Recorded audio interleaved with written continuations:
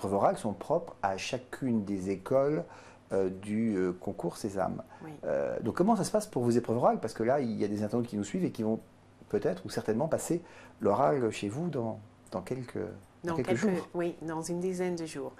Alors, les étudiants qui sont admissibles vont venir sur le campus, découvrir notre beau campus et vont être amenés à passer un entretien de motivation d'une demi-heure en présence d'un professeur de l'école et un partenaire entreprise ou un diplômé.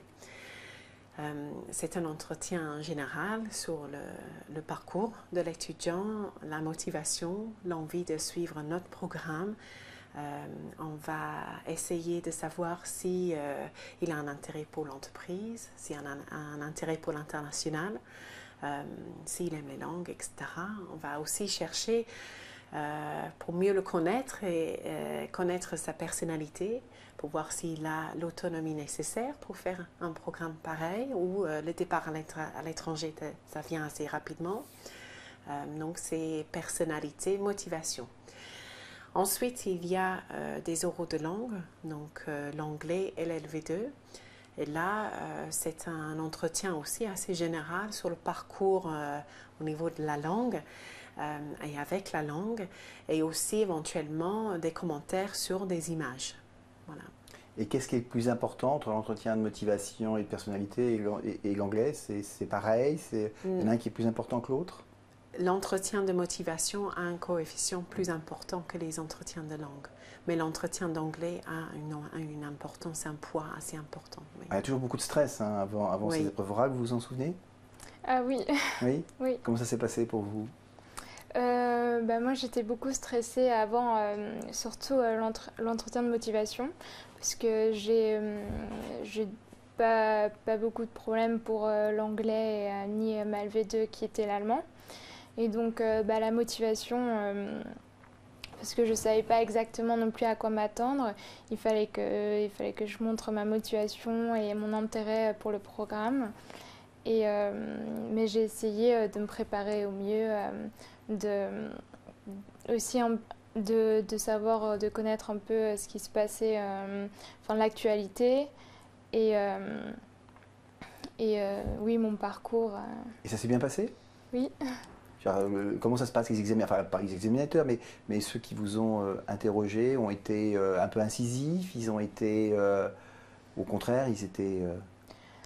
Alors, oui, je m'en souviens. Moi, personnellement, j'étais vraiment très stressée et j'étais pas très à l'aise parce que c'est un peu impressionnant de se trouver devant quelqu'un à un haut poste à qui on doit montrer sa motivation, pourquoi on veut cette école.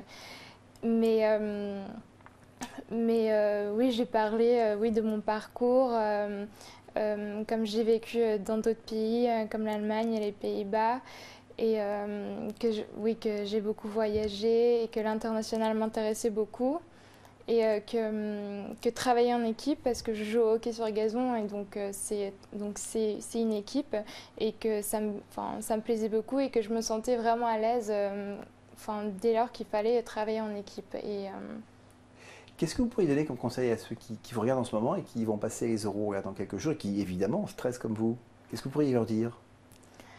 Alors, ce que je pourrais leur dire, c'est s'intéresser un peu à l'actualité quand même, donc les basiques de ce qui se passe en ce moment. Vous avez eu des questions sur l'actualité? Non, mais des camarades en ont eu, mais pas tellement. Et ce que je pourrais leur dire aussi, c'est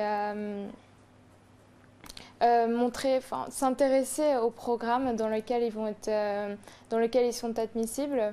Donc montrer leur motivation et s'entraîner un peu par exemple avec ses parents ou des connaissances qui travaillent déjà dans le monde de l'entreprise. Et finalement, c'est pas si terrible que ça. Non, finalement, ça s'est bien passé. Et vous, Sarah, qu'est-ce que vous pourriez donner comme conseil à ces étudiants qui stressent? Alors déjà, j'aimerais rassurer parce que même si on est là pour évaluer les étudiants et essayer de comprendre les candidats plutôt, nous allons vous mettre à l'aise, les candidats. On a une politique dans l'école d'essayer de faire exprimer le plus naturellement possible les étudiants. Donc, au maximum, on va essayer de mettre à l'aise les candidats qui vont se retrouver dans des situations qui sont forcément un peu stressantes. Donc, c'est de bien parler avec les étudiants parce qu'il y aura toute une équipe d'étudiants présents pour soutenir, pour aider, pour guider. Donc, c'est de bien parler avec eux avant, de ne pas rester dans son coin, à rester inquiet, stressé, de profiter de leur présence pour poser des questions avant et pour essayer de se mettre un petit peu plus à l'aise, confortable.